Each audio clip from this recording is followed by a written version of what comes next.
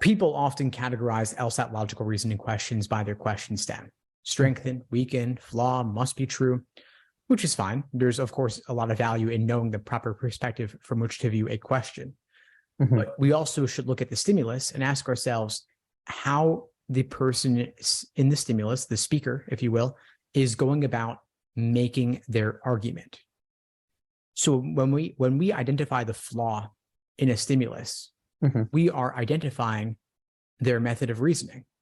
And of course, along with that, what's wrong with their method of reasoning. And this method of reasoning question, or the flaw in this case here, is independent of or separate from the question stem.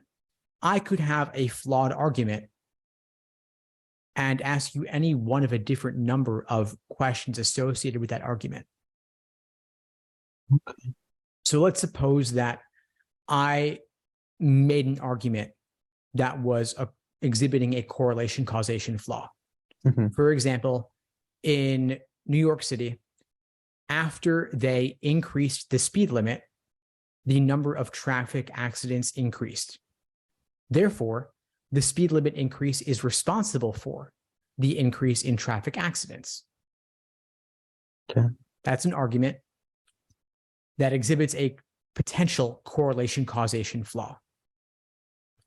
The speed limit increase occurred before the increase in traffic accidents, but does that necessarily mean that the speed limit increase is responsible for the increase in traffic accidents? We have to get a little bit creative, think outside the box, and consider alternate possibilities that were not even explicitly stated in this argument. So, for example, what if the drinking age had been lowered from 21 to 15 over that same period? So now we've got a lot more irresponsible young people drinking and driving, and that could be responsible for the increase in traffic accidents, and the speed limit increase may have nothing to do with it.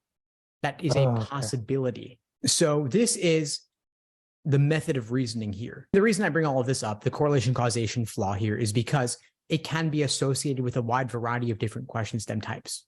So, for example, we could strengthen the argument by saying that the drinking age was not lowered.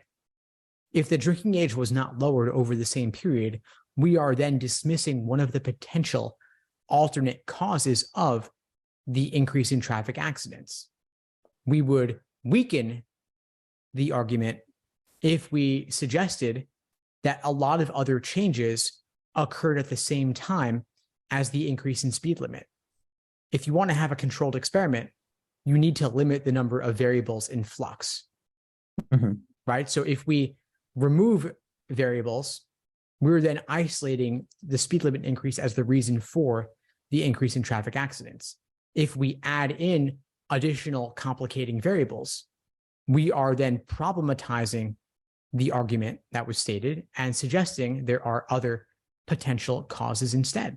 We will understand it better when we look at all of these different potential factors. It's valuable to look at a given argument from a wide variety of different perspectives in order to make sure that you thoroughly understand the stimulus, which is to say that you're thoroughly understanding the method of reasoning in the argument, how the person is going about making their argument.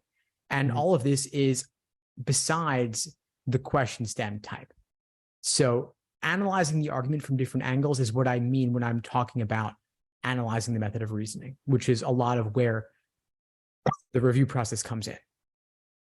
Thanks for tuning into the show. Please subscribe if you haven't done so already to be notified of new episodes as I release them. And feel free to reach out if you need anything at all as you move forward with your prep. I'm happy to help however I can.